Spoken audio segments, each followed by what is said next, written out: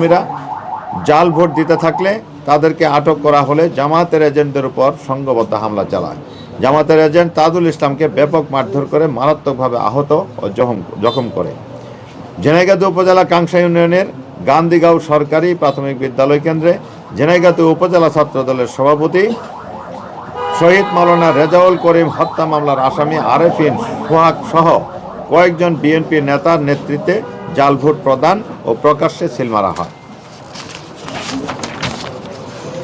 রানীশিমল ইউনিয়নের টেঙ্গরপাড়া উচ্চ বিদ্যালয় কেন্দ্রে বিএনপির নেতা সেতুর নেতৃত্বে জাল ভোট দিতে গেলে জামাতের এজেন্টরা প্রতিবাদ করলে তাদের উপর অতর্কিত হামলা চালায়।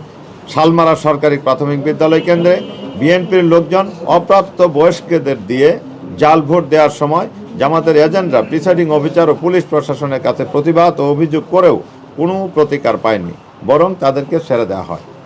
শ্রীবর্দী পৌর এলাকার তাঁতিয়াটি সরকারি প্রাথমিক বিদ্যালয় কেন্দ্রে শ্রীবর্দী পৌর বিএনপির যুগ্ম আহ্বায়ক ও সাবেক কাউন্সিলর এর নেতৃত্বে জাল ভোট প্রদান করতে গেলে জামাতের এজেন্টরা বাধা প্রদান ও প্রতিবাদ করলে তাদের উপর বিএনপির নেতারা সংঘবদ্ধভাবে হামলা চালায়।